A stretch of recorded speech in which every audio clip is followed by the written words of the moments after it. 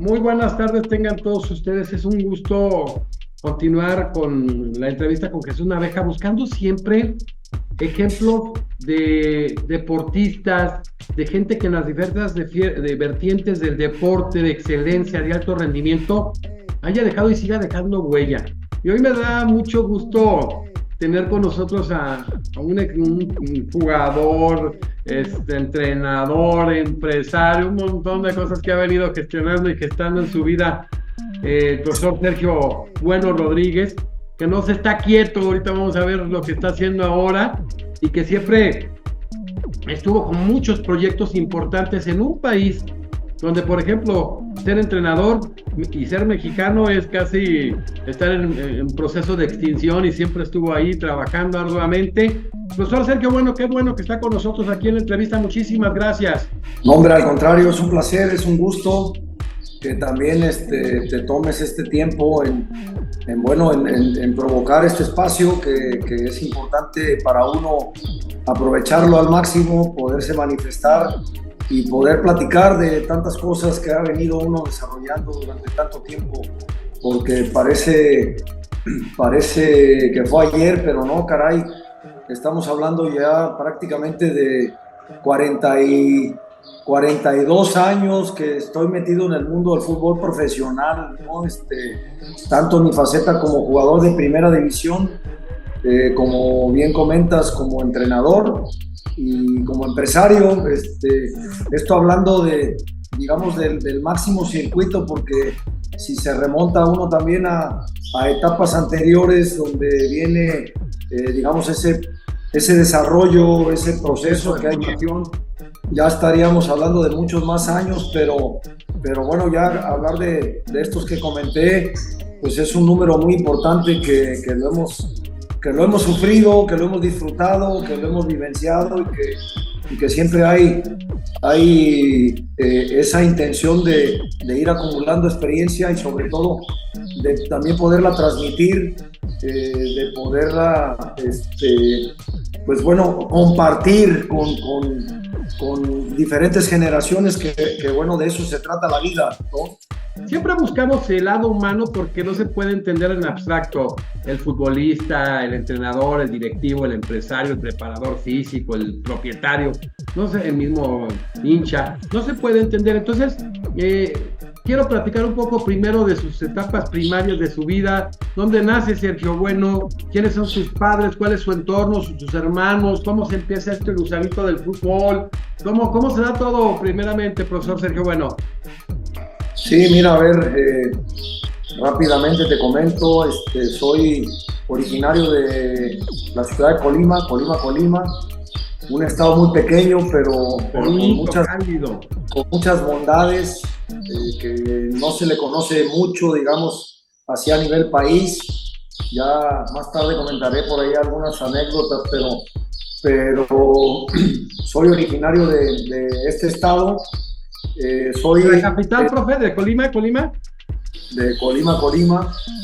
Mis padres, Rafael Bueno Álvarez, y mi madre, María Isabel Rodríguez Mancilla, en su momento de Bueno, ya fallecieron ambos. Esa es la realidad. Yo soy el número 13, ocupo el lugar número 13 familiarmente hablando entre mis hermanos, así que vengo de una familia muy numerosa, que bueno, que conlleva un montón de situaciones, ¿no? Somos de aquellas familias antiguas que bueno, que los padres se dedican el mayor tiempo posible, al menos en este caso el mío, mi padre, prácticamente todo el tiempo a trabajar para llevar el sustento a casa, y ya te imaginarás el trabajo arduo de mi madre por procurar a tantos hermanos, ¿no? Formarlos, darle los valores, profesor, o sea, lo máximo. Y total y absolutamente, que creo que ahí se sustenta mucho de quién puede ser en el futuro, ¿no? Todo esto que se habla y se comenta y que se dice que lo mamas en casa, ¿no? Que lo mamas de tu familia, y que también viene un acompañamiento en la parte académica, sin duda, pero primeramente o primariamente está ahí esta formación que recibes por parte de la familia y que bueno, tengo que a bien mencionarlo de manera muy puntual que de ahí vienen los valores con los cuales me he regido a lo largo de mi vida, de mi carrera, y que bueno, que eso se lo debo a mis padres, padres muy longevos también. Ah, mira. Sí, mira, mi padre debe haber fallecido a la edad de 90 años y mi madre a los 95, y la madre de mi padre vivió hasta los 108 años. Entonces, tuvimos esta... O sea, la calidad de vida que se tenía en Colima, digo, increíble. Sí, ¿no? sí, mi abuela arriba de los 100 años todos los días se tomaba su cervecita, su tequilita, y a esas edades todavía la veías en su máquina de coser, remendando cosas de los nietos, de los hijos, etcétera, ¿no? Entonces, somos de esa extracción, una extracción bien de barrio, digámoslo así, de estos barrios antiguos de la ciudad de Colima, donde se te permitía primeramente hacer tus labores de familia, a los que estabas obligado, claro, ¿no?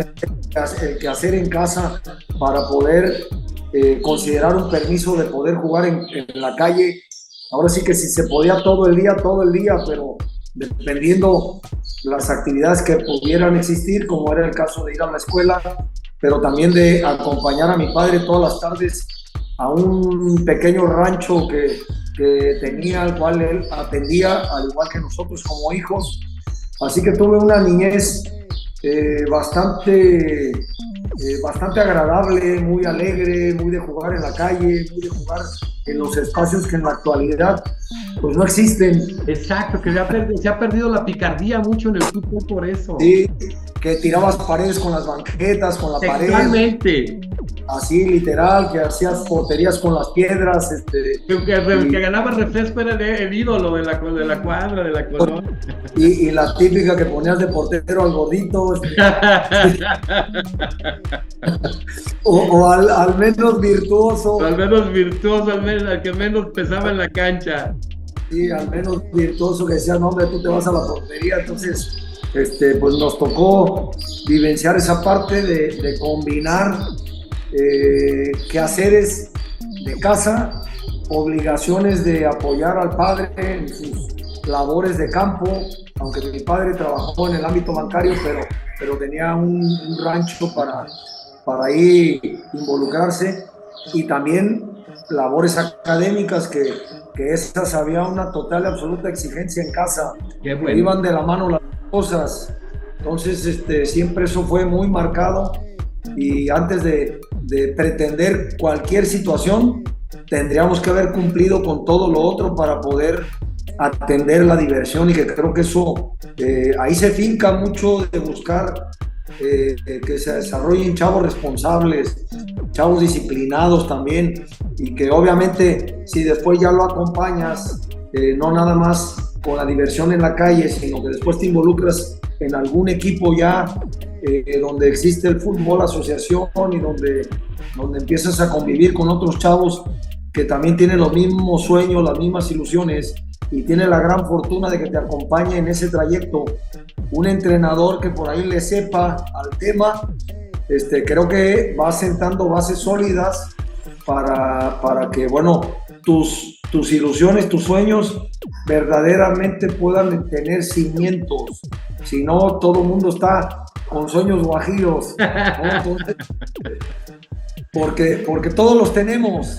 Claro, pero sin bases, hay que darles un fundamento, hay que darles una solidez. Hay gente que te va fundamentando estas cosas, y que entonces sí ya te vas desarrollando de otra manera, con objetivos, aunque estés muy chavo, pero estas ilusiones o sueños finalmente terminan siendo, si son sueños terrenales, terminan siendo tus metas a corto plazo, a mediano plazo, y que ahí te vas manejando en ese sentido, en ese trayecto. Qué Jesús. interesante tu forma de pensar, profe. Por eso se llega. O sea, yo soy un convencido que el que llega desde futbolista profesional por los filtros tiene una inteligencia nata y diferente y una inteligencia emocional diferente para consolidarte, porque son filtros y filtros. Todo el mundo es muy fácil. Yo lo hubiera metido, yo lo hubiera tirado así, sí, desde acá. Entonces, no, pero ¿cuántos llegan a ser profesionales? ¿Cuántos los filtros? ¿Dónde esos sueños? Se empieza a sentir siempre bueno un chavo con valores, de una familia bonita, que empieza a formarse académicamente. ¿Cuándo empieza a sentirse bueno? Que se le acerca algo cercano, como decía ser ya la cuestión organizada en el fútbol. ¿En qué etapa de su vida, a qué edad ya empieza a acercarse algo que diga, parece que esto va en serio? Bueno, yo creo que siempre hay, en el trayecto siempre hay avisos, ¿no?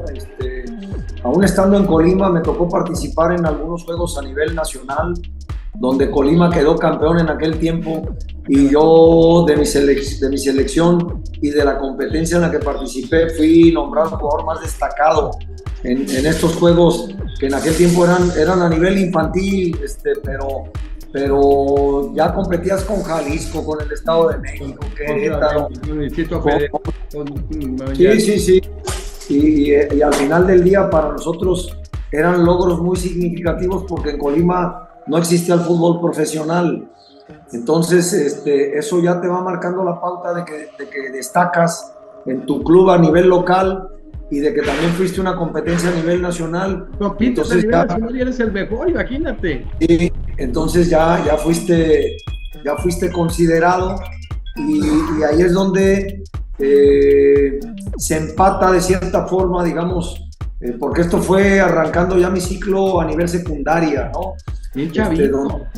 Sí, de muy chavo, y cuando ya coincide la culminación de mi etapa escolar, ahí es donde viene el atrevimiento también de la persona, donde yo, conocedor en su momento a mi nivel, a mi dimensión, de que en Colima no tenía posibilidad de crecer en el fútbol, digamos, para llegar a tocar la puerta del profesionalismo, yo hábilmente fui acomodando esta posibilidad de irme a estudiar a México, la prepa, desde la prepa.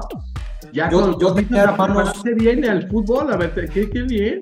Sí, yo tenía dos hermanos que ya se habían ido a estudiar a México, pero después de que salieron la preparatoria y que ya habían terminado su carrera profesional en el Distrito Federal. Entonces yo aproveché esa coyuntura de ya tener dos hermanos allá, ya establecidos. Entonces yo acomodo esta situación de decir, pues quiero ir a hacer examen en la UNAM para que me acepten en la preparatoria. Para esto me aceptan y al mismo tiempo encuentro un acomodo a través de un entrenador local que tenía, para esto son importantes siempre las relaciones, pero tenía un contacto de sus viajes a México, de sus competencias, de los cursos de preparación que él tomaba, un entrenador de origen guatemalteco, que creo que el nombre, si mal no recuerdo, se llama Luis Palma, que espero todavía sobreviva, porque pues ya nos llevaba algunos años en aquel tiempo, y se pusieron en contacto, me dieron a mí este hombre. Yo llegando al DF ya me meto a estudiar, sin hablar de qué fue primero y qué fue después, pero ya estando en el DF hago contacto con él. Me cita un día, yo provinciano sin conocer el DF, afuera del metro Chapultepec, que para esto existen 10,000 salidas del metro. Sí, a tener que decir, ¿cómo llego? ¿Cómo llego? ¿En qué salida? Y aparte sales del metro y dices, pues, ¿dónde estoy? Las ganas de hacer las cosas. Yo acostumbrado a irme a la secundaria en bicicleta, colgado de un camión de estos de carga, que para no pedalear de subida, llegar no tan sudado, no tan transpirado a la secundaria, pues me le pegaba un camión. Pero bueno, me voy al DF, me encuentro con este señor, este entrenador, y me dijo, oye, está hablando por ti Francisco Leal, un entrenador muy conocido en Colima, que también ya falleció, muy conocido y muy reconocido, ¿no? Por su capacidad. yo creo que estaba adelantado él a sus tiempos. Sin temor a equivocarme, podría decir que yo tuve en ese entrenador un tipo más capaz inclusive de algunos técnicos que tuve en primera división. ¿Qué tal, ¿Sí? Por eso te digo todo. Entonces, yo ya desde chavo yo ya tenía, digamos, como que otra percepción del juego, muy propio de mi edad, si tú quieres, pero ya él nos trabajaba de otra manera, ¿no? Entonces, él me abre esas puertas de ese contacto, y a partir de ahí, pues ya fue, como se dice, rascarme con mis propias uñas, ¿no? Qué transición, ¿no? Tan importante, pero cuando quieres hacer las cosas. Ahí me convocan a integrarme en una escuela del Cruz Azul, de las que, caray, lo tengo que decir así muy puntualmente, en una situada en Satélite, en Ciudad Satélite, adelante un poco de Satélite, en Santa Mónica, y era una escuela que estaba en un cerro, literal, estaba en un cerro. Y yo al principio decía, voy a una escuela de Cruz Azul, y yo a la distancia de Colima, pues veía al Cruz Azul jugar los sábados a las 5 de la tarde, y te encuentras como que vas a ir a instalaciones maravillosas, ¿no? Yo creo que la escuela de las 500 que tenía Cruz Azul en el DF, ¿no? Entonces, toda la tecnología, el pastita, todo, hombre, llega. No, ahí era una escuela literal de tierra, pero era una escuela de Cruz Azul al final del día, ¿no? Era una de las filiales de Cruz Azul. Entonces esa escuela ya competía en el DF con otros equipos y con otras escuelas de Cruz Azul. Entonces ya se volvía la competencia más interesante. ¿Ahí quién le tocó, profe Sergio? Bueno, ¿quién le tocó de algunos jugadores que estuvieron en esa etapa con usted que destacaron? Me tocó coincidir en alguna selección que armaron de 2 escuelas de Cruz Azul con Porfirio Jiménez. También muy buen jugador. Sí, con Porfirio Jiménez. Y bueno, estuve ahí un año en esa escuela, y después me cambio a una escuela ya más estructurada, de más nivel, en el Deportivo Reynosa, en Azcapotzalco. En Azcapotzalco, ahí ya. ¡Bravo, ahí, mi querido profe! ¡Bravo! Y ahí ya, ya había una escuela de Cruz Azul de todas las categorías. Oye, dice el Picas Becerril, que dice que tú eres de Azcapotzalco, mi Picas. Dice, no, dice, yo nada más fui una sola vez y me corretearon. Pues yo ahí ya tuve la fortuna de estar en una reserva especial, que era un escalón anterior a la reserva profesional que había en aquellos tiempos. Y ya mi entrenador era un exmundialista mexicano, Alfredo El Fello Hernández, que era un entrenador de la vieja guardia, ¿no? Muy folclórico, muy simpático, muy de dichos, muy buena persona, muy buen tipo, pero bueno, un tipo ya con un currículum importante para un chavo provinciano que va a que ya te dirija alguien que jugó un mundial de fútbol. Claro. Pues como que ya sientes que estás con alguien con un peso pesado, ¿no? Y que estás creciendo, que vas a la meta inicial. Sí, así es. Entonces ya mi desarrollo se estaba dando en ese sentido, aunque esta parte de los sacrificios que los cuenta uno y que seguramente habemos muchos que podemos, digamos, ser como que una referencia, un espejo para muchos chavos. Es que yo lo cuento así, ya a la distancia, y yo lo cuento de tal forma que digo, yo me pasé 3 años, porque yo fui al DF a estudiar, y después de estudiar la prepa me iba todas las tardes a entrenar, y yo hacía cada uno de los sitios hora y media de trayecto y hora y media de vuelta al departamento para agarrar mi mochila de entrenamiento. Entonces me pasaba 6 horas al día en el medio de transporte, porque agarraba metro y agarraba autobús o trolebús. Y literal me pasé 3 años que todos los días que viajaba a estos sitios para entrenar, comía en el metro. Fíjate, los sacrificios. En el metro de la Ciudad de México. Sí, andaba buscando un vagón delantero de estos que en aquel tiempo no se llenaban a ciertas horas, y ahí encontraba rápidamente un lugar y ahí podía comer lo que me preparaban de lunch. Por suerte yo tenía esa fortuna de que me prepararan mi lunch, porque hay quien de deportista también ha sobresalido y se iban sin comer y no tenían ni para comer. Yo por suerte tenía este apoyo de mis hermanos que me procuraban en ese sentido y me respaldaban, y entonces podía hacer las dos cosas, porque seguramente el que no tuvo esto tenía que trabajar para poder ir a entrenar. Pues yo podía estudiar. Como nos platicó Claudio Suárez, mismo Claudio, o sea, qué duro, pero qué duro. Sí, entonces ahí tuve esa etapa de 3 años, en donde al final de las mismas me llevan a una prueba Jaso Hidalgo para ya probarme con la reserva profesional. ¿Qué edad tenía allí, profe? Calculo yo que 17 años. ¡Qué emoción! ¿Qué día? Que yo creo no, ni siquiera durmió, Pues seguramente no, pero fui muy ilusionado y la verdad que pasé algunos filtros ahí, pero al término de la semana no quedé en ese filtro, en ese selectivo que hicieron, y tuve que buscar otra posibilidad, porque ahí caímos a esas visorías más de 100 chavos de las distintas escuelas de Cruz Azul. Me acuerdo que en esa visoría, bueno, en ese equipo de Reynosa ya jugaba conmigo, no sé si lo recordarás, un volante muy fino para jugar, de muy buena calidad, que no debe haber jugado tantos años, pero sí jugó algunos, Eduardo El Balo Calderón, que jugó en Cruz Azul en primera división varios años, en los 80s.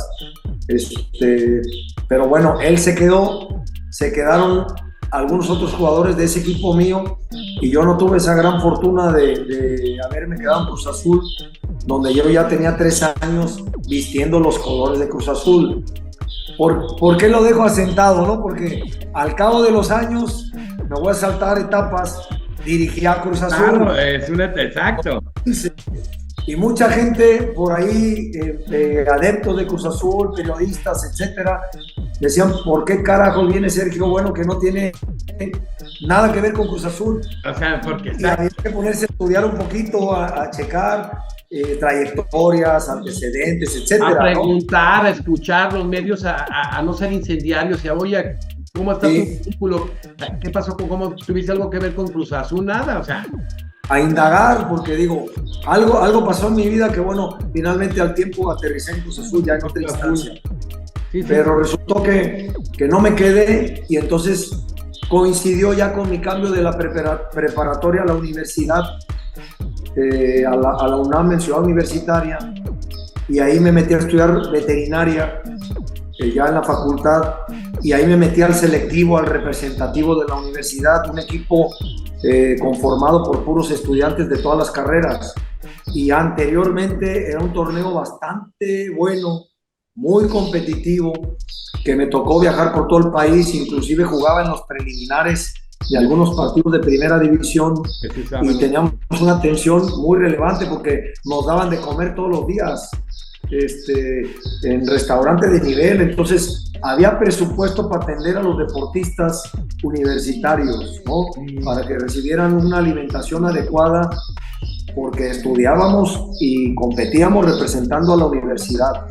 Entonces me tocó representar a la UNAM en un torneo, y después fui seleccionado nacional en unos Juegos Centroamericanos y del Caribe, donde quedamos campeones, y nuestro técnico era Hugo Hernández, aquel que fue auxiliar de Mario Velarde y de Tuca Ferretti. Claro. Y después fui seleccionado nacional y representé a México en un mundial universitario celebrado en Cuernavaca, Morelos. Bueno, en el estado de Morelos, y también quedamos campeones del mundo. Fíjate.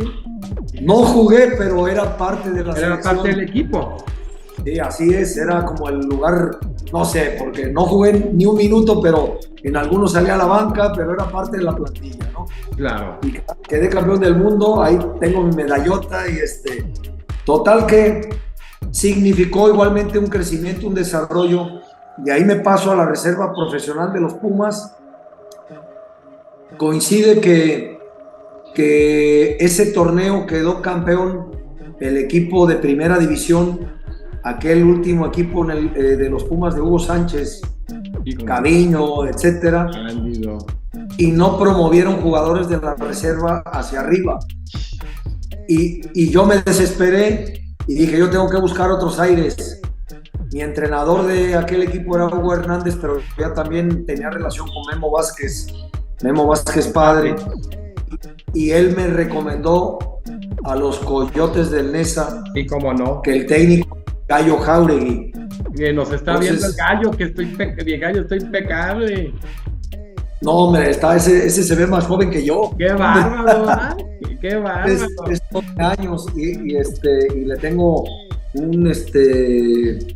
un cariño muy especial. Una figura del que no se le ha dimensionado también en su nivel, ¿eh? Sí, claro, lo conozco muy bien, a toda su familia. Total que me abren las puertas del Nesa, primero en la reserva profesional, con un técnico Rito Sotelo y el profesor Romero. Profesor Romero, que también jugó en Zacatepec. Y en Zacatepec, Rito también. Sí, y ya de ahí estar en la reserva profesional de los Pumas, de los Coyotes del Nesa, ya implicó que me empezaran a observar periódicamente, nos citaban a 3 o 4 a entrenar con el primer equipo. Sí, ya con el Gallo Jáuregui de entrenador, entonces esporádicamente tenía mis minutos en algún interescuadras y ya el Gallo yo sentía que me veía con buenos ojos y yo dije, bueno, aquí tengo terreno fértil, ¿no?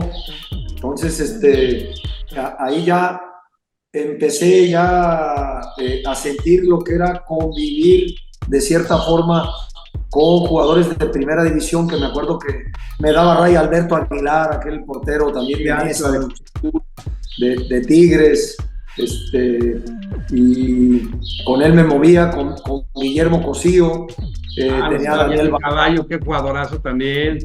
A Daniel Bartolota, Sánchez Galindo me tocó de compañero, imagínate. ¿Quién? Sánchez Galindo, el pues pierna dura, los hombres, jugadorazo.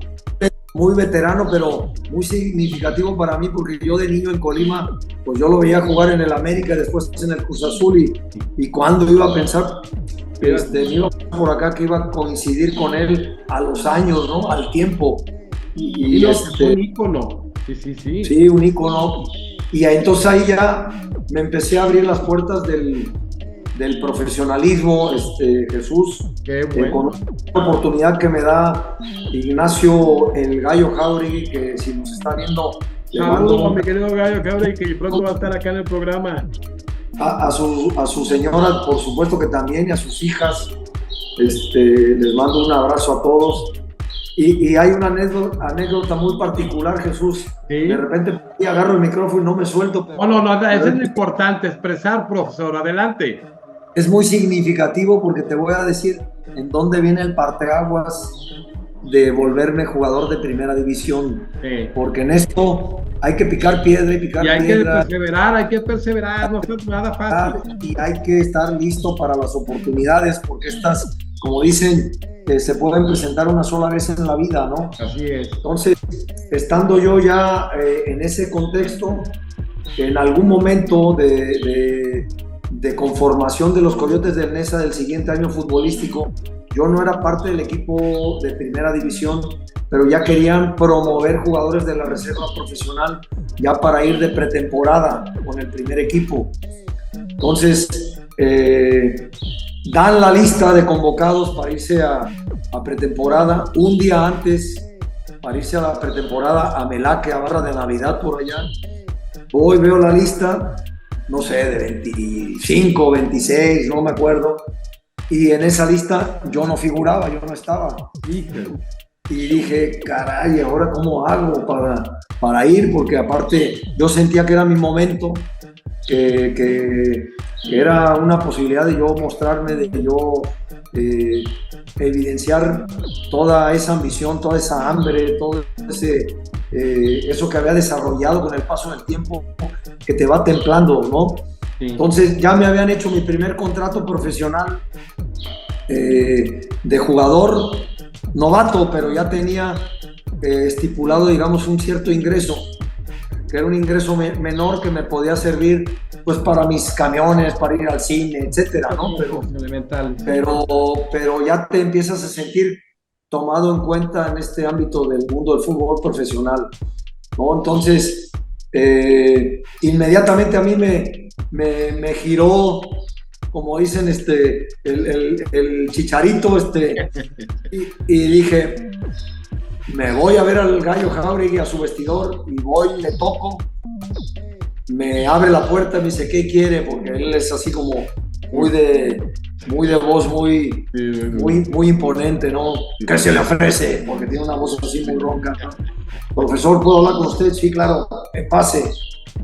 Y le digo, oiga, profesor, me estoy percatando que ya convocó, ya está en la lista de integrantes de la pretemporada, y le quiero comentar que si me puede tomar en cuenta, ¿por qué no me lleva a la pretemporada para que me observe ya más detenidamente?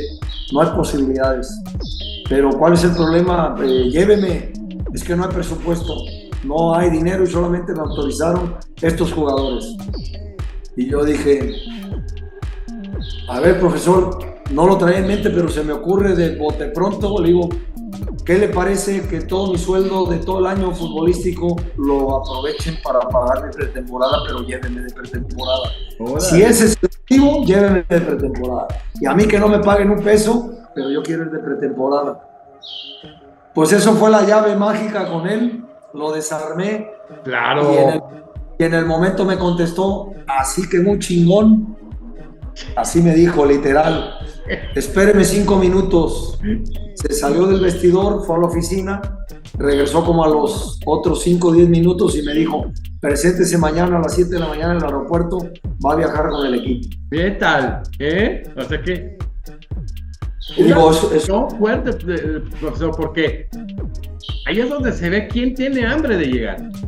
Claro, lo comento porque seguramente todos tenemos algo que puede ser un parteaguas en nuestra vida, para bien o para mal, Claro. Porque todos estamos expuestos a muchas cosas. Pudo funcionar, pudo no funcionar, exacto. Sí, porque la vida es así, la vida es caprichosa, y cuando haces confianza de algunas situaciones, puede la vida sorprenderte y puedes no pasarla bien, sí. Pero también siempre la vida te ofrece oportunidades, te ofrece posibilidades siempre y cuando tú estés dispuesto a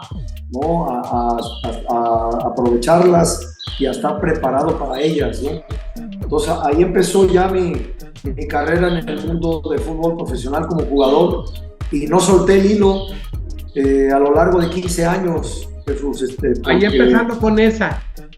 Con los Coyotes del Nesa estuve. Ya en el ámbito profesional, estaba el Gallo, ¿quiénes eran los compañeros en ese equipo? No, bueno, tenía jugadores, todos veteranos, que tenía que correr por ellos. Para eso estaba yo de chavo, pero bueno, pero tenía jugadores ya muy veteranos. Estaba Mario Oscar Maldonado. Que le está viendo, está en Culiacán. Está en Culiacán, estaba Aarón Gamal, el zurdo Jiménez, estaba Bartolota, Eugenio Rivas, el Caballo Cosío, te comentaba. ¿Miguel Ángel Gamboa no estaba? ¿Quién? ¿Gamboa? Claro, ahí te iba a llegar a él. Un saludo, está viéndonos en Chile, un hombre muy inteligente en Santiago. Sí, totalmente. Miguel, que me llevaba espectacular con él. Wow. Raúl El Corea Isiordia también estaba. El primer jugador de Nayarit, sí. Y formaba parte del equipo. Estaba César Flores, también. Hermano de Nacho y hermano de Luis. Sánchez Galindo, te comentaba. Tenía alguien de apellido Cordero, no me acuerdo si se llamaba Juan Carlos Cordero, me parece que sí. ¿El Pata Bendita ya no estaba?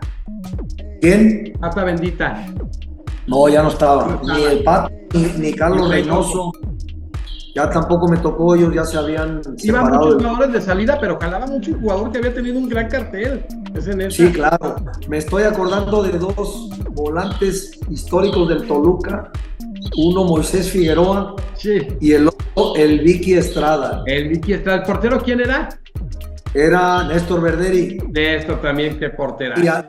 Y Alberto Aguilar también era el portero. Alberto, el yerno de don Carlos. De don Carlos Niloc. Y obviamente esa generación me tocó, y con el paso de los años esos jugadores se iban retirando y empezaron a llegar otros nuevos. Con Memo coincidí por ahí un par de años, después él se fue al Puebla, y ahí me llegaron otros jugadores, entre ellos el Gallo García, Paco Ramírez, Jaime Ordiales, el Tuca Ferretti,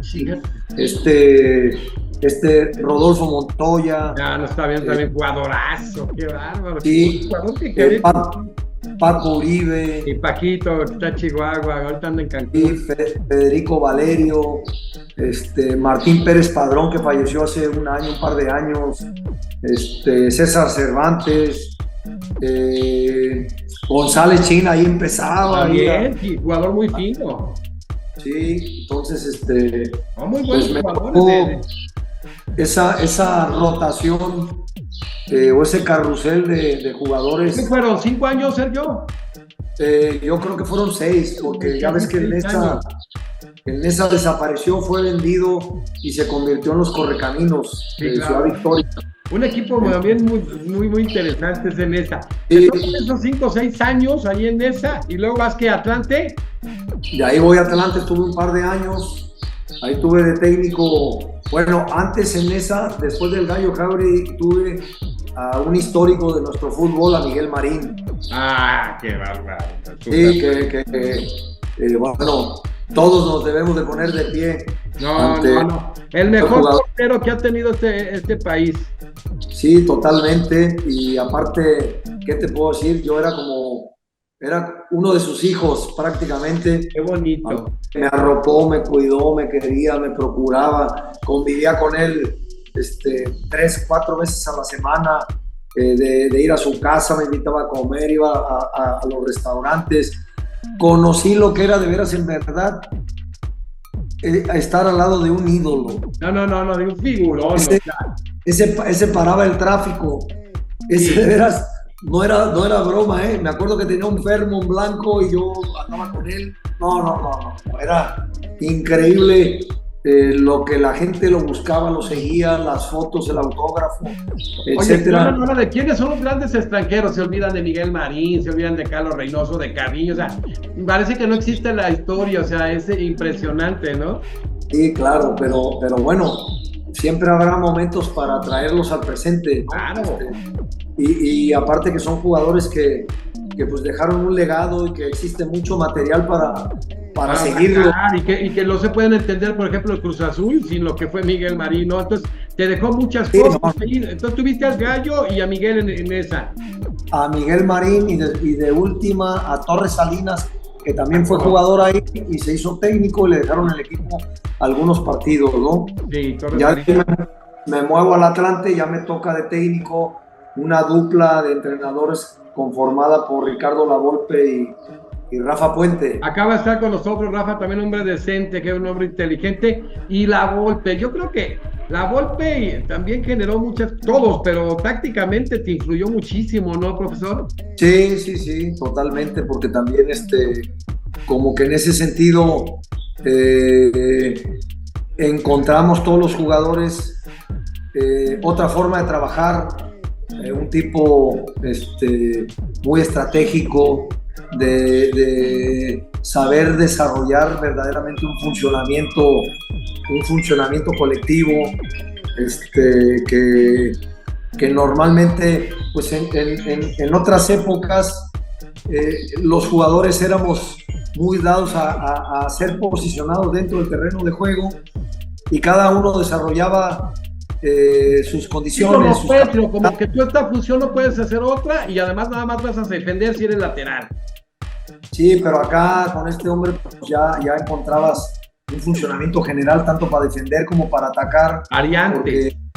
Porque ya buscaba coordinaciones, ¿no? Dentro del coordinaciones que trabajabas, que entrenabas, que preparabas, trabajabas mucho la pelota parada, etcétera. Muchas situaciones que te hacen también crecer como jugador y que empiezas también a desarrollar, digamos, esta otra parte de empezar a ver el fútbol desde otro punto de vista, desde otro ángulo, y que el jugador que es permeado, que es tocado por esta forma de trabajar, seguramente que el día de mañana, si traes cierta vocación, te vas a volver entrenador, caray, ¿no? Oye, profe, esa dupla, ahorita que hablamos de dupla, por ejemplo, Rafael Puente, un hombre de fútbol, también un histórico, un ídolo, galán hasta ganar, ya ves que era muy parecido a lo que pasó con Nacho Calderón, acabamos de platicar eso con él, pero era un hombre muy decente también, pero que manejaba muy bien el vestidor, ¿no? Que quizás es algo de que le complicó mucho el lado humano a Ricardo, que a lo mejor esa dupla pues, tendría 5 o 10 títulos, perdonando la expresión, ¿no? Fue una manera de complementarse, ¿no? Esa dupla.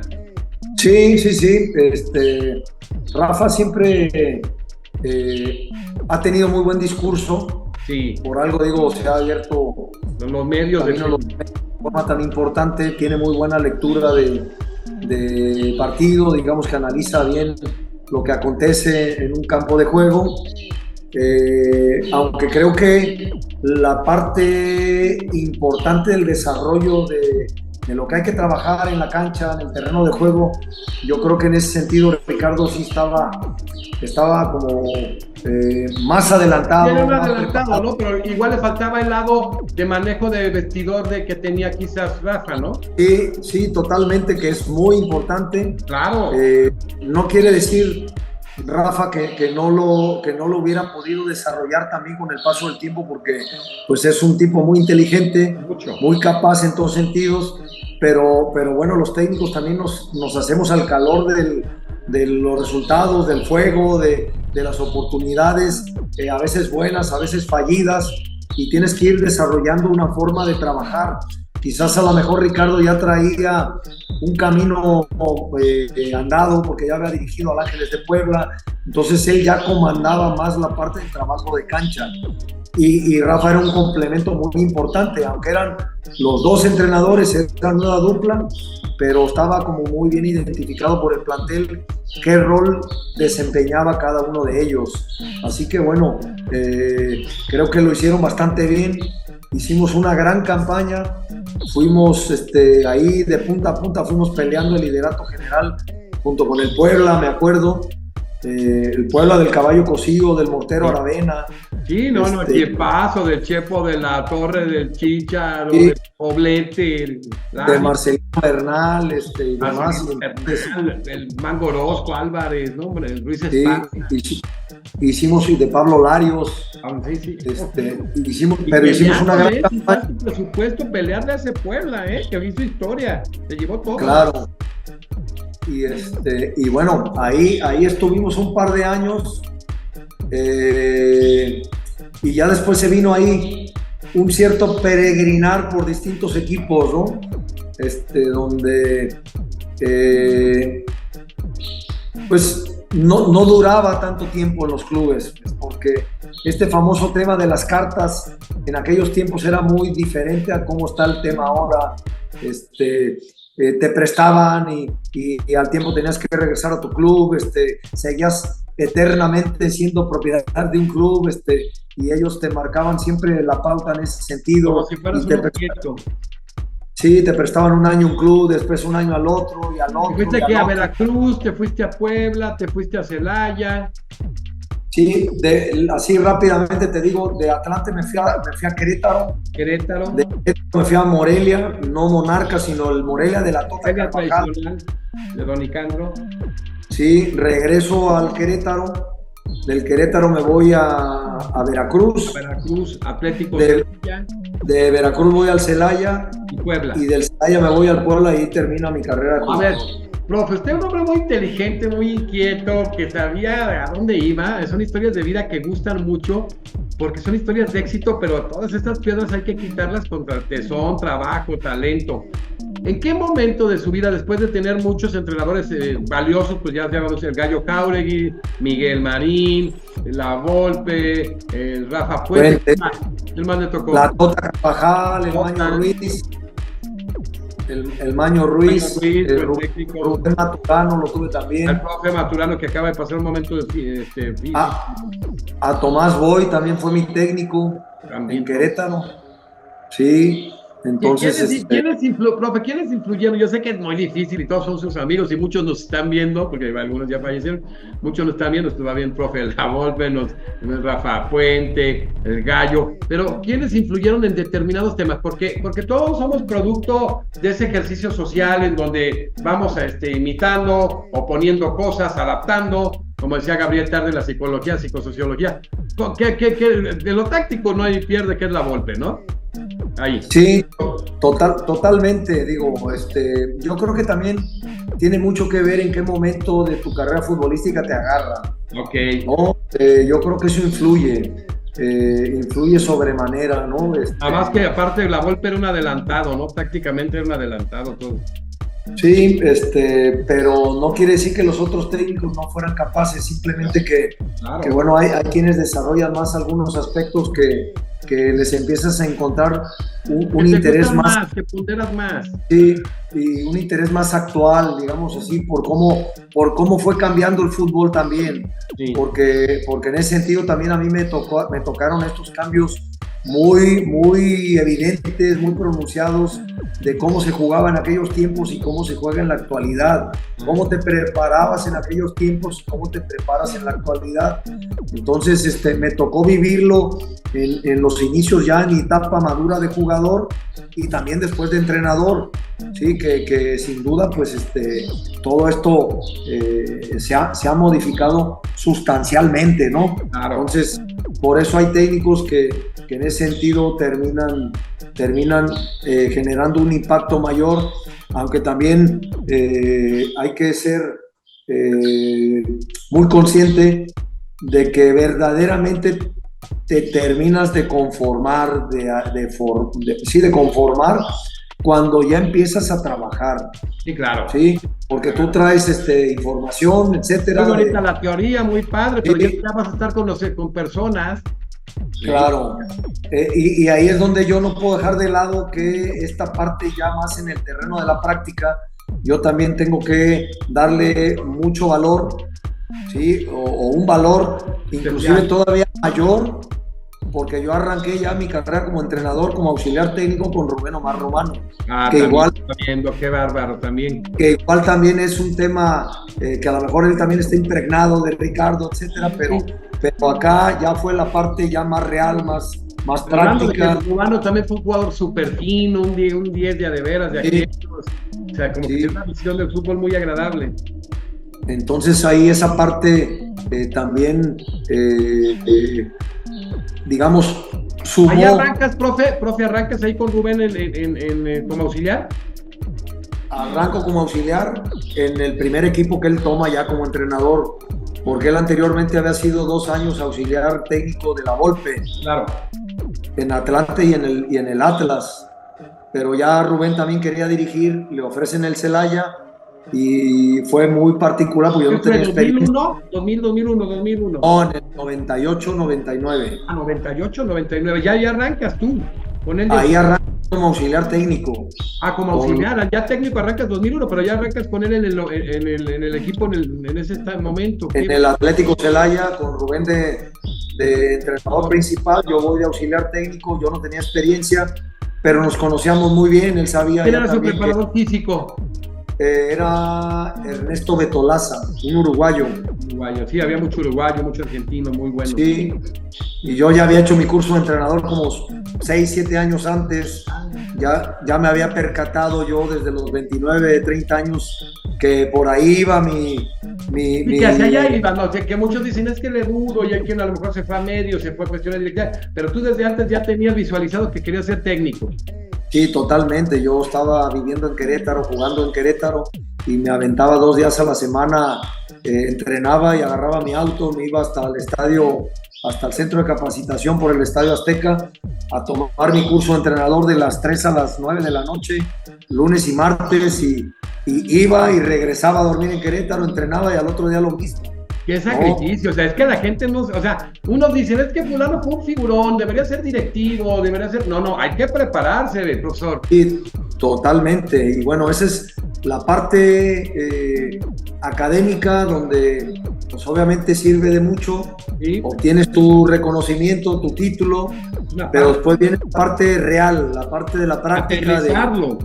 Sí, claro, y entonces ya te empiezas a percatar que bueno, que tienes que desarrollar muchísimas cosas más, ¿no? No simplemente ver bien el fútbol, no simplemente saber poner un ejercicio, no, ya tienes que interactuar con jugadores profesionales, muchas veces te puedes topar con jugadores que tienen una carrera muy importante, que si no te sienten preparados, si no te sienten con el carácter, con la personalidad, no, pues agárrate que así te va a ir, ¿no? Y agárrate que otros son desobedientes tácticamente, complicados. No, totalmente, ¿no? Entonces, pues todo eso lo tienes que ir valorando, evaluando, y sobre todo, lo más importante, pienso yo, es que aunque en los inicios, porque sucede en esta etapa de mi vida, que te entran las dudas de muchas cosas, en aquellos tiempos,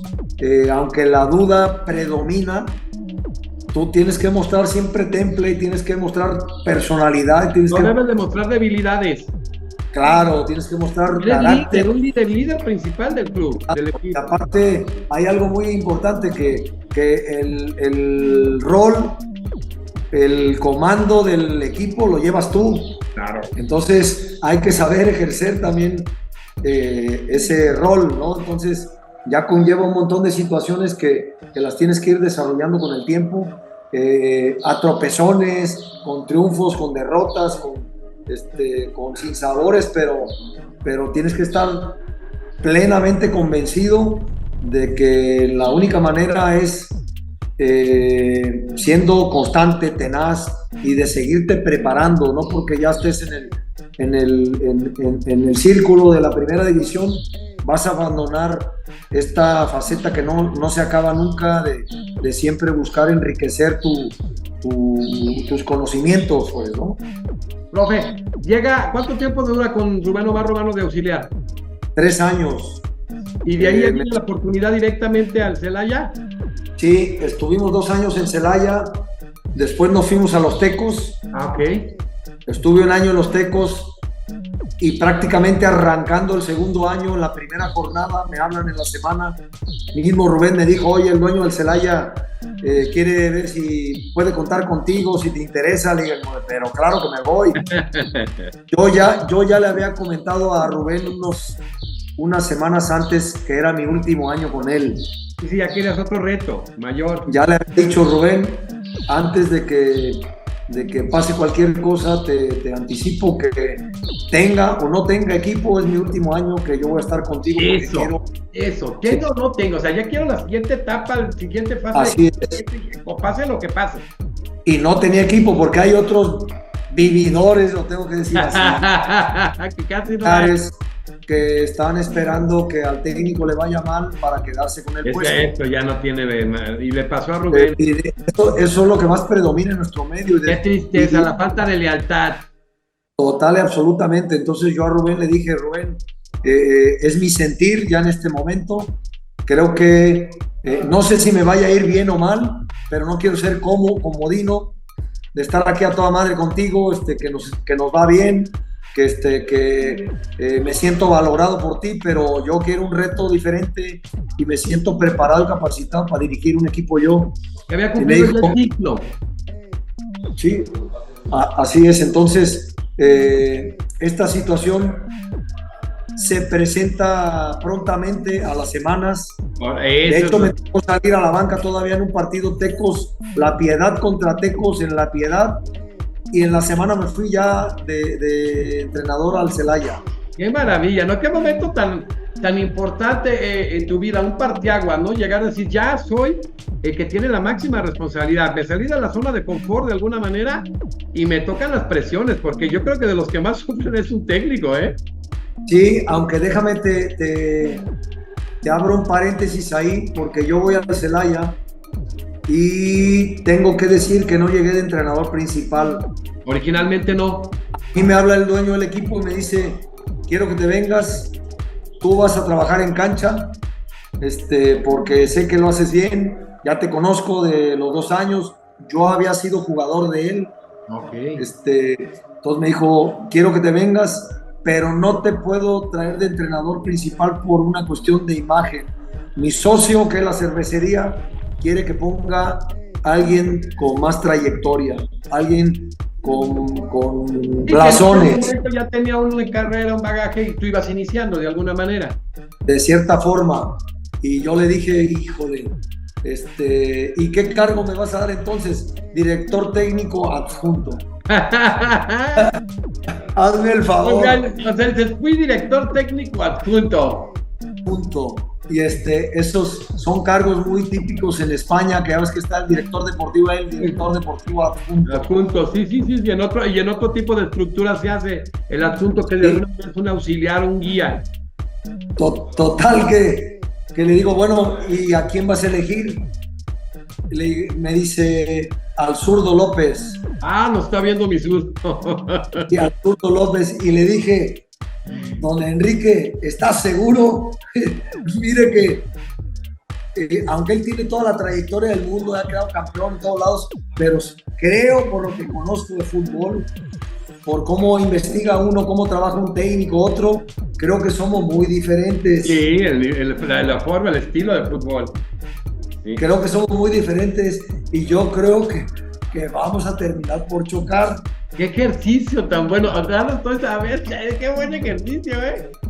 No, sí fue un tema ahí muy particular. Un poco más conservador el entrenador titular y mi adjunto más ofensivo, más tabolpín. Y el rol lo empezamos a vivir tal como él lo mencionó, como el dueño lo planteó. Pero yo le decía, don Enrique, ojo, que si no me deja trabajar, ¿está seguro que él sabe que yo voy a trabajar? Me dice, si no, no viene. Órale. Él ahí me hizo sentir esta parte importante de haberme llamado, ¿no? Entonces, dicho y hecho, empezamos a trabajar y las cosas fueron caminando bien en un inicio, pero al paso de los partidos no. Se empezó a desgastar porque ya se empezó el choque. Se empezó a prender la mecha de la bomba. Y al cabo de las jornadas, dicho y hecho, la bomba tronó. Y lo desvincularon del club. Quiero comentarlo porque yo acabo de mencionar un evento muy particular de los auxiliares que se quedan muy acomodados, esperando que corran al entrenador, etcétera. Y se quedan ahí, o sea. Así es. A mí acá sucedieron las cosas de otra manera completamente diferente. Sí, porque ni siquiera lo habías tratado. No, y yo poniendo las cartas sobre de la mesa con el dueño y después con él. Claro, sí, pero aparte no había una relación entre tú y él previa que marcara lo que podía ser un acto de lealtad o deslealtad, o sea, nada que ver. Y al final del día, yo lo que buscaba en mi interacción con él, de todas las jornadas que estuvimos juntos, es de que nos fuera bien a los dos. Claro. Porque me interesaba que a él lo corrieran. Al final del día, después ocurrieron cosas internas que no vale la pena ni mencionar, pero empezaron a ocurrir situaciones que creo que él quedó desajustado con el dueño y el dueño decidió separarlo del cargo y me da el nombramiento ya completo. Tú ya eres el entrenador, el oficial. Como en la jornada 8, 9 pasó esto y me quedé ya con el equipo. Ahí yo venías trabajando desde el inicio con el equipo en campo. O sea, sí, yo estuve. ¿Qué tenías de jugadores, profe? ¿A quién tenía de jugadores? Tenía al Gato Ortiz. Al Gato Ortiz. Arquerazo. Sí. Y tipo muy noble. Yo lo conocí en esa faceta. Claro. Muy buena gente. Digo, sabemos lo que ha ocurrido en su vida, pero bueno, es otra cosa. Tuve a Gutiérrez Aldaco. Buen jugador de Chivas. Sí, tuve a Chava Vaca, Salvador Vaca, un jugador interesantísimo, impresionantemente decente, jugador importantísimo para el club. Tuve a Luis Fernando Soto. Muy fino jugador. Tuve a José Damasceno Tiva. Qué jugadorazo, me encantaba. Jugadorazo. Tuve a Jimmy Lozano de jugador. Mira, ahí está. Lo prestó un año los Pumas y ahí lo tuve de jugador en el Celaya. Buen jugador, Estaba muy novato y se asustaba todavía y ahí lo fuimos curtiendo. Sí, tenía un crack de jugador con el que tuve 1000 roces, pero pero era un jugadorazo. Diego Latorre. Ah, qué crack. No, ahorita en medios en Argentina. Qué pedazo de jugador de selección argentina. Sí, no, ni a ese hasta lo corrí del club alguna vez. No, qué jugadorazo, Un día se nos fue del club y el dueño me decía, qué bueno que lo corriste. Y yo le dije, no, don Enrique, espéreme, todo fue una broma. Era para meterle la pesada, pero ese jugador hay que reintegrarlo. No, era buenísimo, era un crack. Y después lo reintegramos porque sí, estuvo corrido y unas horas. Profe, le limaste las perezas con él. Sí, claro, y después se reintegró y obviamente nos salvaba la chamba en algunos partidos porque era un crack. No era un crack, no, era un crack. O sea, ahora dedicado en Argentina a medios de comunicación. Sí, era un tipo muy inteligente, si tú lo escuchas, muy fino. Siempre con comentarios muy atinados, una forma de opinar también distinta. Un tipo muy particular.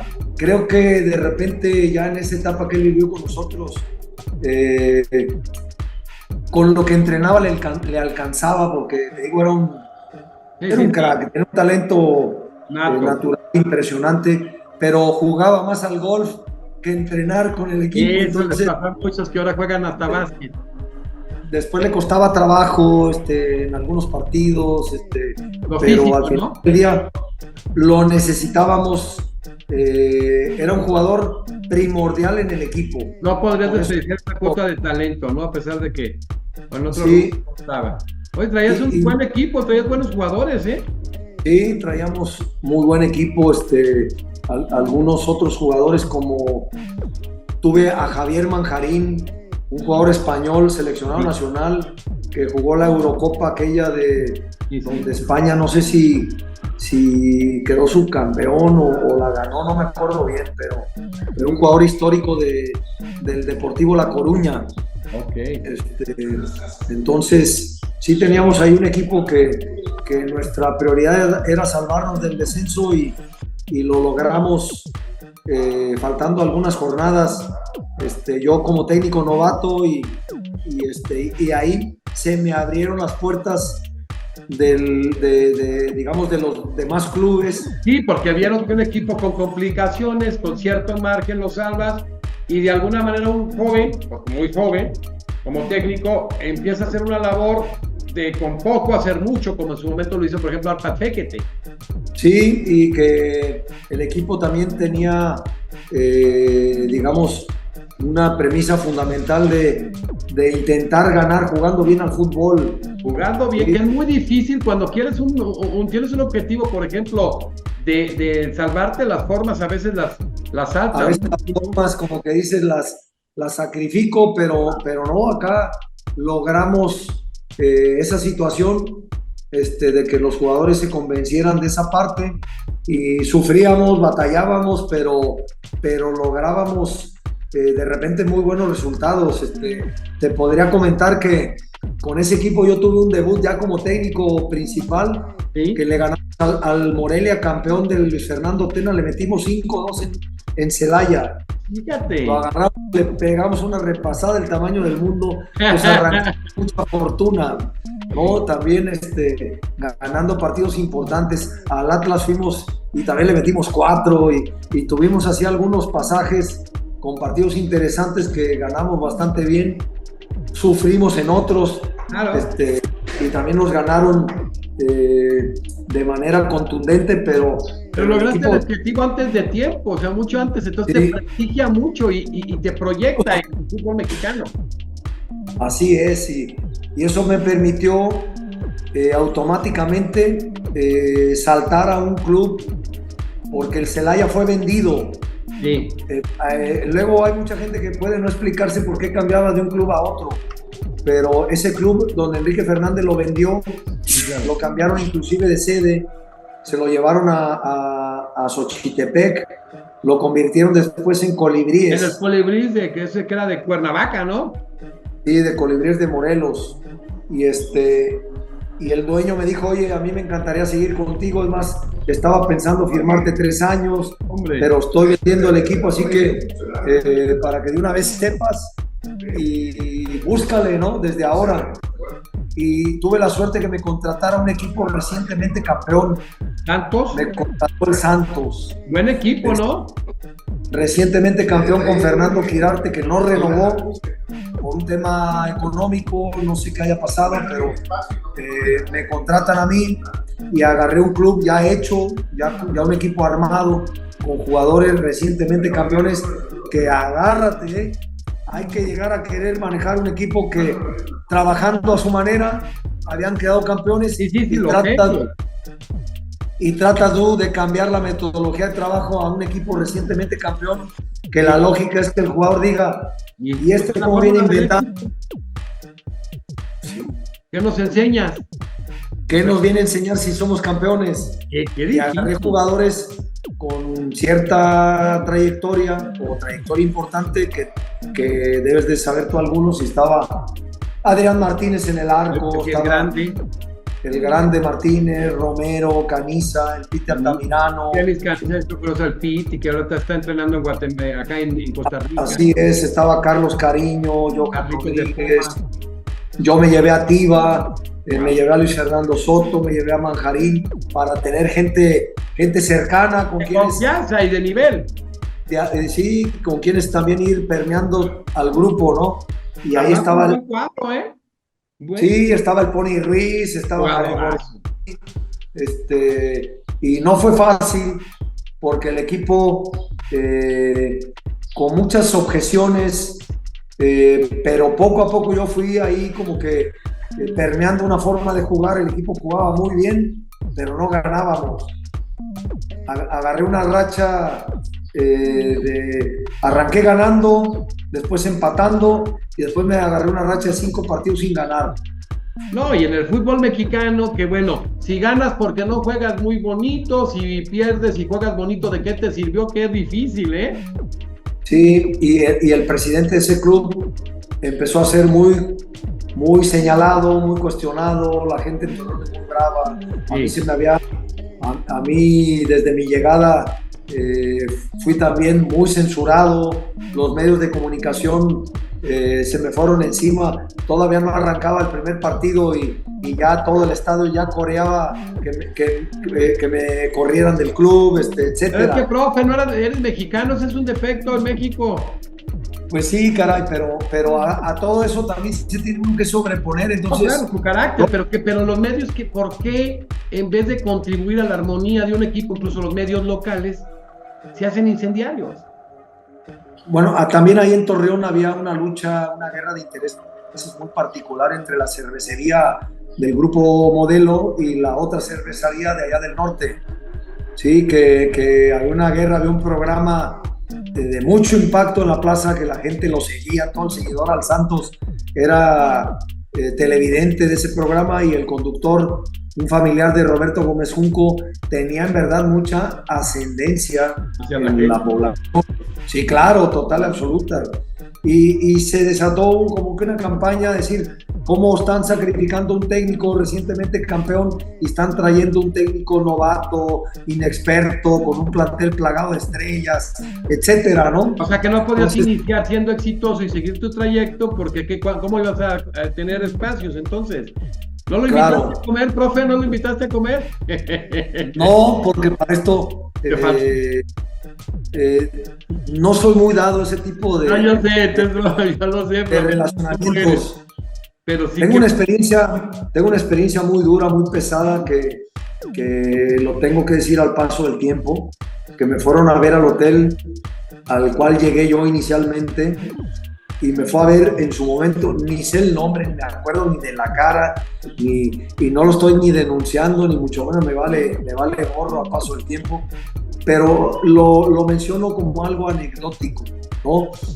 Porque antes de empezar el campeonato, yo estaba ya de regreso de pretemporada, me fue a visitar el jefe de la hinchada, el comandante de la porra, y literal así me dijo: ¿quieres que hablemos bien de ti en el estadio o mal?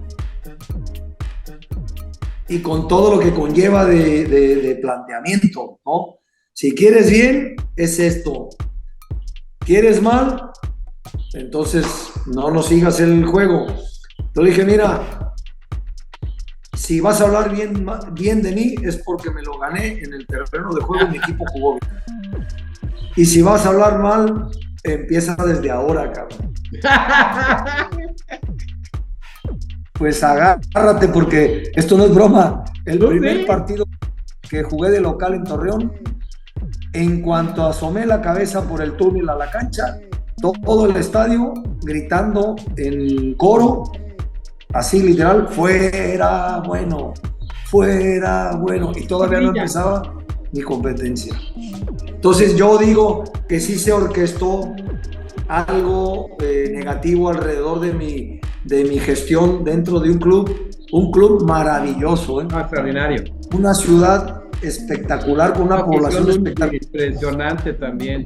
Pero fue seducida a la mala por gente con muchos intereses, y que creo que se desató una guerra inadecuada, impropia, contra mí, porque se les antojó hacerlo. Porque no te prestaste. Fíjate, Sergio, profe, aquí hay algo bien interesante. Todos los equipos que realmente has dirigido, porque te ganaste las posibilidades, pero luchaste, porque muchos se manejan muy bien con los medios del cuate, a dónde te llevas, y tú siempre fuiste frontal y te lo quisiste ganar con méritos. A lo mejor eso te hizo más ríspida esto, pero a pesar de eso lo has logrado un trabajo constante en un montón de clubes y de éxitos también, digo, como sinsabores que pasa siempre en la vida, pero un hombre probo y honesto le cuesta más trabajo a ver en este Totalmente, pero mi experiencia en Torreón la primera vez no fue agradable, no fue exitosa. Duré 7 partidos solamente. Regresaste en 2009, ¿no? Regresé ya en 2009 y no perdí un solo juego local en mi gestión segunda. Como que regresé con ese ánimo de revancha. Con la revancha, ¿no? De que yo, ahora sí. Totalmente. Yo dije, si antes me puteaban, ahora no les voy a dar motivo de que me puteen. Exacto, y ya traías un bagaje, a ver qué te decían, ya habías traído un montón de equipos, varios equipos importantes. Sí, totalmente, pero igual la gente tenía mucho escepticismo, porque la gente, si le recuerdas cosas, rápidamente lo trae al presente, Y claro, ¿no? Y si hay un manipulador igual, de esos que... No le di motivos a la afición de Torreón de que se fueran contra mí, porque no perdimos un solo juego de local. Fíjate nada más, hicieron de veras fuertes de locales, que eso implica mucho. Eso se puede revisar estadísticamente, porque obviamente pues no lo inventa uno, y estuve ahí prácticamente como 10 meses en el club. Calificamos a la liguilla, aunque en cuartos de final nos eliminó al Morelia de Tomás Boy, y no renové contrato porque hubo otros temas ahí presentes, ¿no? Pero sí, son 2 experiencias muy particulares, que me fui de un extremo al otro en cuanto al tiempo que estuve y en cuanto a los resultados que fui obteniendo. Y te diría que ese segundo equipo también tenía un cuadrazo, ¿A quién traías, profe? No, olvídate. Tenía, desde el arco tenía a Osvaldo Sánchez, tenía al Chato Rodríguez, tenía al chaparrito que después se fue a jugar a los Tigres, un lateral derecho bastante bueno, al Guti. Sí, ya te digo quién, el güerito de pelo largo. Un güerito de pelo largo. Tenía a Lorito Jiménez, tenía a Daniel Dueña, tenía a Fernando Arce. ¿Tenías la Chita ya? Tenía la Chita, bueno, ya estaba con Daniel Guzmán, que por cierto también muy fino. Entré en el Guti Estrada, tenía a Matías Bozo, tenía a Darwin Quintero, tenía a Chucho Benítez. No, esos jugadores nada más se ponían las pilas y era a ver cuánto le metías al rival, ¿no? De local. Y en casa que arrasabas con esos arrasabas. ¿Cómo se proyectaron ahí todos los equipos? Digo, esos que tienen muchos recursos y que tienen una... Claro. Fue buena etapa. Oye, a ver, profe, porque hay un momento muy importante en tu vida, entre otras muchas, ese momento de León. Fue uno de los momentos, te fue muy bien con León, y en un momento dijiste, sentí que perdí el corazón, ¿te acuerdas? Sí, totalmente. Lo que sucede es que ese pasaje por el León, estuve en el arranque inmerso en una gran y enorme dificultad en la plaza. Como club, era un club desprestigiado, traía muchos años ya de jugar en Liga de Ascenso. Qué tristeza, un equipo histórico de ese nivel. Que no lograba regresar a primera división y todos eran sinsabores de último momento para la afición, y era un equipo que también estaba atravesando enormes problemas financieros. La gente ya no asistía al estadio, iban 1,500 personas a ver a León en Liga de Ascenso, cuando normalmente pues, es un club que la afición lo respalda permanentemente. Profe, nos manda a saludar a Aurelio Martínez. Muchas gracias, igualmente. Bueno, muchos saludos. De fútbol. Sí, gracias. Y entonces... Y la tarea era muy particular porque no nada más había que hacer tarea en la cancha. Ahí empecé a desarrollar también algunas otras facetas de no nada más ser entrenador dentro de una institución. Ahí empecé a asumir un rol como si fuera un vicepresidente deportivo. Interesante. Porque me involucré en un montón de cosas, hasta en temas de mercadotecnia, de comercialización, del área de fuerzas básicas, porque no había, en literal el club estaba totalmente, ¿cómo se dice?, desbarrancado en la plaza, ¿no? No teníamos ni dónde entrenar, no teníamos, el nivel de aceptación era nulo ya en la plaza. La gente ya no estaba conectada, ya no estaba enganchada. No, nada. Y los niños ya traían en la plaza la playera de los Pumas, de la América, de las Chivas. Ya se estaba perdiendo la identidad. Ya estaba perdiendo identidad en la plaza. Entonces yo dije, la tarea acá está espectacular. Me fui a dirigir a la Liga de Ascenso, yo habiéndolo hecho siempre en primera división, y dije, voy a ir a una plaza 100% futbolera y el reto es mayúsculo, pero si lo logro, no va a haber poder humano para que me mueva de la plaza. Entonces la tarea se fue haciendo de manera constante y tuvimos, pues digamos, esa lucidez o esa tingencia de que desde el primer cuadro que se armó nos fuimos de principio a fin peleando y peleamos la final con Dorados de Sinaloa, que ganamos de local, y de visitante nos atropellaron en todos sentidos, con temas hasta extra cancha, lo tengo que decir. Pero al equipo nos eliminan y después Dorados va y pierde la final con el Puebla, que es cuando el Puebla asciende. Sí, hay historias obscuras. Es muy doloroso para ti por todo lo que venías haciendo y lo que, bueno, sí. Decías tú, tantas vertientes, tantas funciones, reintegrar la plaza. Sí, totalmente. Entonces, esto en la parte estrictamente deportiva nos dio para llegar y pelear la final con Dorados de Sinaloa, pero ya en el trayecto, ya el equipo empezó a sumar, digamos, creyentes en el León, en la Fiera, en los Panzas Verdes, en los Esmeraldas, ¿no? Y fuimos incrementando el nivel de asistencia y hasta que logramos empezar a promediar 18,000, 16,000, y ya, olvídate, ya después, ya cercanos ya a la liguilla, no, pues ya eso fue empezar a vivenciar lo que sucede en León cuando el León se vuelve protagonista, de estadio lleno, de gente haciendo cola días atrás del partido, durmiendo en las taquillas del estadio. Fue un tema que pasó de esa manera, y que no nada más fue de ese torneo ya, sino fueron los subsecuentes, porque al torneo siguiente fuimos líderes generales, batimos récord de puntos, año y medio invictos en el No Camp,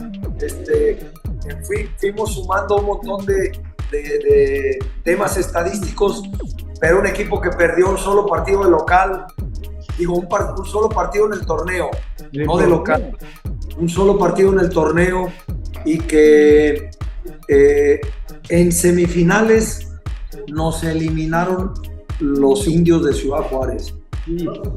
Los Indios de Ciudad Juárez nos eliminan. Fue cuando se dio aquel penoso acontecimiento de la invasión de la gente a la cancha. Y estuvo terrible. Y que estuvo muy temerario. La gente muy confiada que el equipo ya iba a subir, ¿no? Sí, porque el equipo era una máquina y avasallaba. ¿A quién traías ahí de jugadores, profe? Ahí traía a Mauricio Romero, Y el TNT, traía a Jorge Almirón, al negro Almirón. Jugadorazo. Al Romita Rojas, traía a Andrés Ugalde, tenía a Freddy Vareiro, un paraguayo, pasó para los Tecos. Tenía muchos chavos que no tenían mucho nombre y que conmigo empezaron a destacar. Jugaba Iber Ruiz, jugaba Marquito Parra, jugadores del ascenso, de cierta forma, con algunos de primera división como el negro Almirón, que era el capitán del equipo y era un jugador que tácticamente era... Y paso, ¿no? Qué buen fútbol. Ese León, por eso fue esa bronca que se armó, porque lo daban por campeón. Pero eso fue un momento muy doloroso, pero fue uno de tus grandes momentos, ¿no? Porque una plaza histórica que estaba definitivamente desapareciendo, volviste a prender la mecha, profe. Sí, así es, pero bueno, ese torneo nos eliminan en semifinales y al siguiente torneo quedamos campeones del torneo clausura. Le ganamos la final a Dorados de Sinaloa. La revancha. Así que tengo la dicha, la fortuna de que sí saqué campeón a León, pero ese liga de ascenso, y si no es el ascenso no vale, pero sí quedé campeón con el León. Oye, pero ya voy a cerrar y luego vamos a dejar otro programa porque tienes un sinnúmero de historias, pero no quiero dejar pasar esto. A ver. Todo este historial, de todo lo que fuiste acumulando en dirección técnica, ya un prestigio, que a veces tomaste como Chiapas equipos con bajos recursos y peleaste hasta el final, te toca la oportunidad de Cruz Azul, esa oportunidad de 2015, y tú con un carácter dices, yo estoy preparado para tomar el control de Cruz Azul, que venía con conflictos de mucho tiempo atrás que se los cargan al que llega, ¿no? No, bueno, totalmente, ya eres parte del engranaje y toda esa problemática interna que es un secreto a voces, que existe, que algunos años se incrementa ese nivel de problemas, otras veces se aligeran, pero me tocó a mí también un momento complicado en ese sentido, también atestiguando y confirmando pues que es una gran institución, o que es un club poderoso, que es un club importantísimo, que es un club histórico. Con una afición a nivel nacional como pocas también. Sí, total y absolutamente. Con instalaciones de primer nivel. Así como es de grande, entonces estos aspectos también eran de grandes sus problemas. Y de vicios que hay, que cuando dijiste, el enemigo lo tenemos en casa y ese es el más cañón.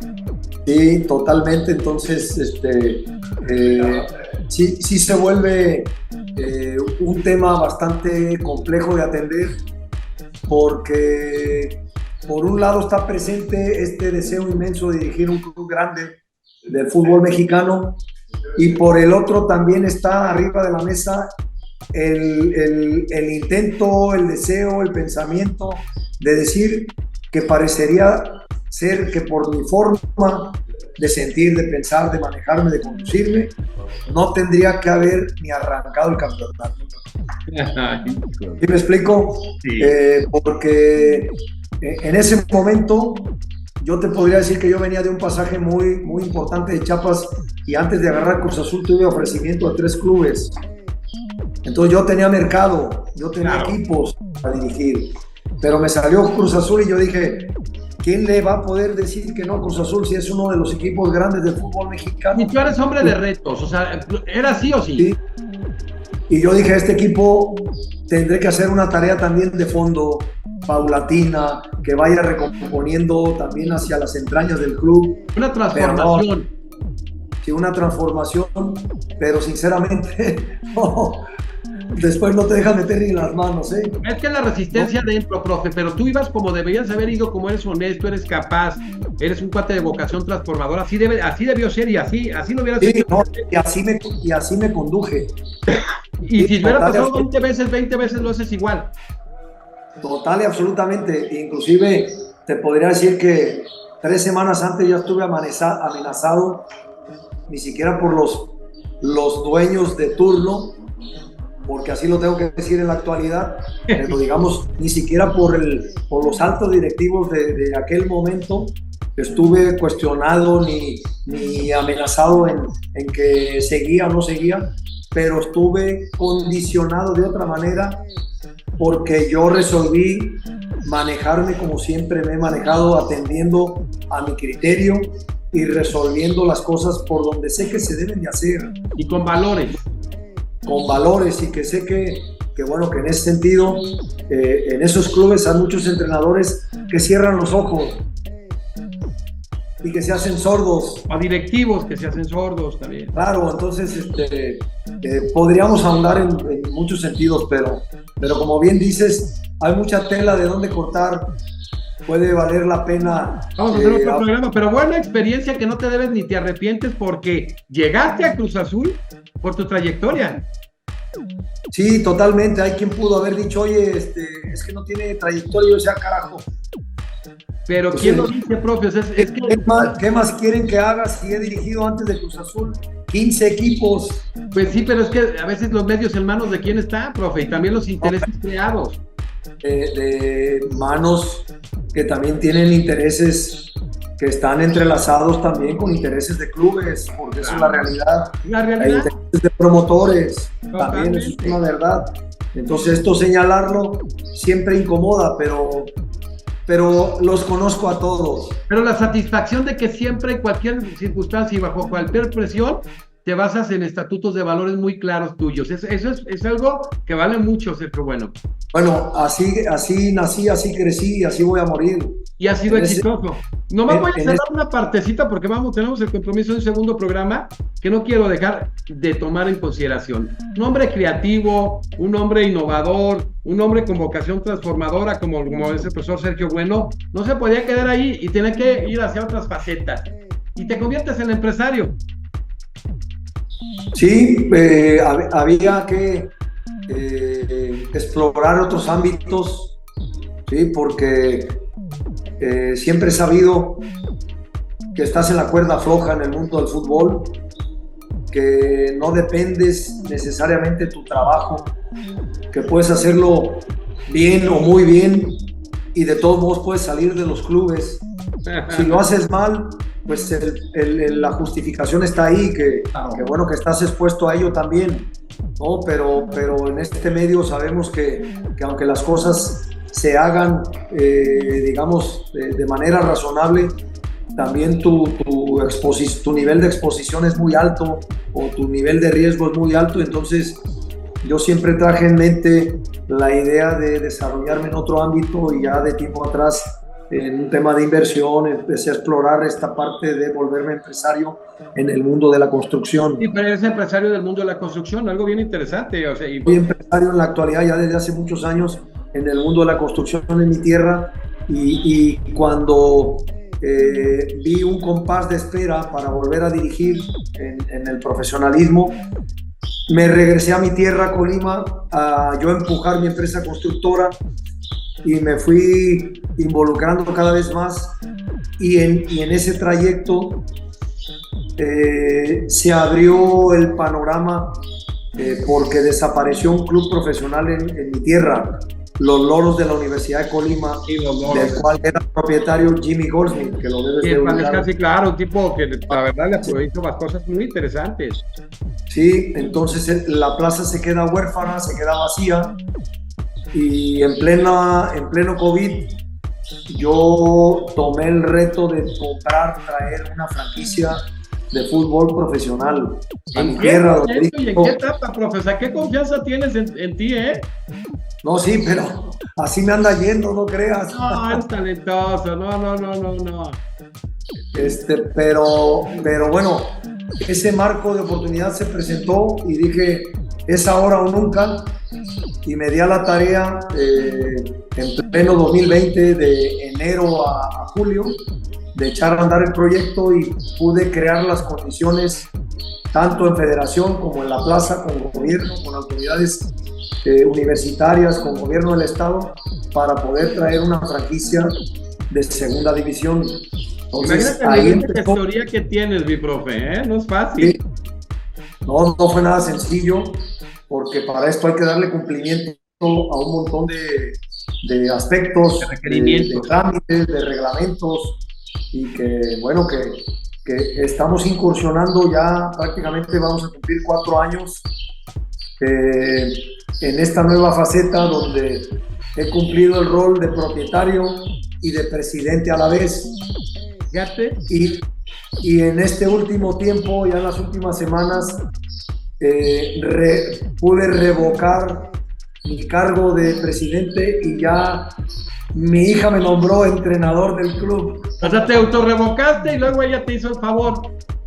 Me hizo el favor de nombrarme director técnico. En cualquier momento me puede correr, ¿eh? Sí, imagínate, ese va a ser el más sui generis, ¿eh? Imagínate la primera plana. Prestigioso técnico de Sergio Bueno, despedido por su hija. Papá. Pues capaz que no me tiene paciencia y todo puede suceder, pero estamos en este nuevo rol, en este nuevo reto de empresarios en el mundo de la construcción y empresarios en el mundo deportivo, que es sumamente complejo, ¿eh? Es más complejo de lo que mucha gente pudiera presupuestar o presuponer. Yo creo que la gente de fútbol sabe qué complejo es esto. La gente de las entrañas sabe. Sí, claro. Lo hiciste por tu capacidad, por tu visión, pero por tu amor por el Estado, ¿verdad, profesor? Totalmente, y estamos sembrando, todavía estamos en la etapa de siembra completa. De construcción. En la etapa de construcción. Y bueno, pero es tu área, que la construcción ya también es tu área, aparte que lo hiciste como técnico, textual y materialmente lo estás haciendo. Así es, así que esperemos que esto el día de mañana, en un futuro no tan lejano, sobre todo que el deportista colimense, el talento colimense, encuentre condiciones favorables de desarrollo, que eso es la propuesta mía, es lo que yo estoy buscando con este nuevo proyecto, porque mucha gente se confunde y pretendería que está uno persiguiendo el negocio. Si supieran que en esta división lo que menos hay es eso.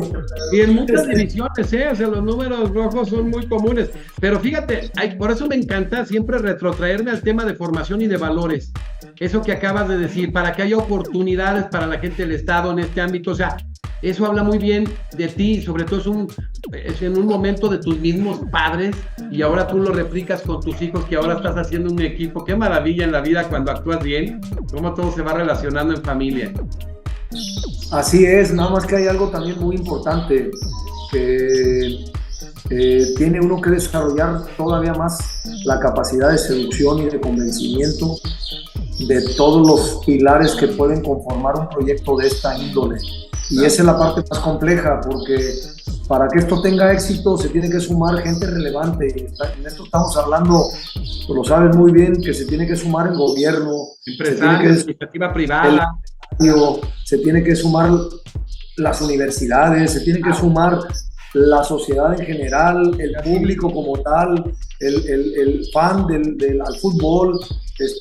Si no es de esa manera, pues seguramente que te va a costar mucho más tiempo, para no decir que no vas a lograr el éxito, porque si algo hemos tenido a lo largo de la vida es que somos empecinados en lograr lo que nos proponemos, pero no quiero ser un intento fallido, por eso antepongo esto. Y que nos escucha mucha gente de Colima, que la sociedad sepa que, por ejemplo, hablan de que hay que apoyar, hay que consumir el producto que se brinda, las instituciones hay que sumarse, hay que ser una sumatoria de fuerzas para este fin común, que es crear un escenario para el deportista de Colima. Parecería que lo entienden, y no cabe duda que es así. Por algo hay empresarios top en Colima, hay empresarios muy fuertes, pero si lo entienden, viene una parte que es medular.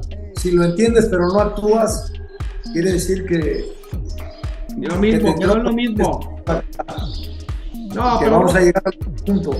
Eres un hombre que quieres tu estado, eres un hombre exitoso, eres un hombre que has puesto el ejemplo que se puede trabajar y ser exitoso con valores. Llegaste de Colima a la ciudad con adversidades y te colocaste como un técnico verdaderamente cotizado en un país donde hoy tenemos más técnicos. Ayer hablé con Sáenz, Emanuel Sáenz de acá de Costa Rica, el principal gente de México, dice: hay 5 técnicos de México en Costa Rica cuando ustedes tienen menos. Y tú como mexicano, que es un conflicto, se ha demostrado, ahí has estado. Y ahora como empresario te va a ir muy bien porque eres un hombre de valores, frontal, exitoso, y que tienes un fin común, que sea un espacio de la sociedad colimense para los deportistas de alto rendimiento, en este caso en el fútbol? Pues, muy bien que lo entiendas de esa manera, que lo comentes sobre todo, porque se trata de replicar esa forma de pensar y de hacerla sentir en todo momento. Yo creo que ahora sí que persistiendo logra sensibilizar a todos los componentes de esto, ¿no? Es que esto es de todos. Es de todos, Sí. no se entiende si hay sensibilidad de la población, de la iniciativa, de gobierno, no se logra. Ya inició alguien que tiene ese liderazgo, que ha hecho que ha generado cosas en transformación importante, pero se tienen que sumar muchos elementos y muchos amigos que nos están oyendo, sé que van a participar, viendo tu trayectoria y tu limpieza en lo que has generado, mi querido Sergio Bueno. No, pues adelante, aquí estamos abiertos, somos un club de puertas abiertas, donde nos interesa también, no nada más en el terreno de la cancha, sino también en otras áreas. Siempre hemos buscado vincular gente que se quiera desarrollar, que lo encuentre aquí como un campo experimental, ¿no? Porque es un terreno virgen, en la tierra encima, y yo no me canso de hacerle ver a la gente, a la población en general, de que no han vivenciado lo que verdaderamente puedes, ahora sí que valga la expresión, lo que se vive en otros sitios, ¿no? La fiesta constante que es de cada 15 días el que llegue un equipo a visitarte, y un equipo relevante, un equipo importante, que se vuelva un día de fiesta en todos los sentidos, ¿no? Porque te vuelves un detonador de emociones, ¿no? Eres un motor impresionante, de un acelerador también económico en muchos sentidos. Generas fuentes de empleo, emociones, convivencia familiar. Sí, totalmente, pero bueno, pues habrá que seguir picando piedra, no hay que desmayar, y estamos todavía haciendo la tarea. Se va a ir muy bien. Bueno, ya después veremos otro programa porque nos quedamos para que vean la trayectoria, o sea, nos saltamos un montón. Sí, lo vamos a hacer, pero para que vea la gente lo que son las trayectorias cuando te la piden. Pero bueno, ha sido muy buenas semanas. Imagínense, ya tuvimos a Hernán Díaz, mundialista en 94 de Argentina, ya tuvimos a gente como Pablo Aguilar, un extraordinario jugador paraguayo, campeón con Tijuana, con América, con Cruz Azul, a don Sergio Marcarián, el gran técnico, a Rafa Puente, Andrés Fassi, los últimos que han estado con nosotros, y hoy tenemos al profe El Bueno. Viene gente como en la siguiente, Jesús Bracamontes, viene Mauricio Solís, el mejor contención en la historia de la selección de Costa Rica, Rodrigo Fernández, director deportivo de León, viene Tyson Núñez, uno de los históricos de Honduras, Ramón Raña, histórico en el tema de fútbol playa, etcétera, y siempre buscamos...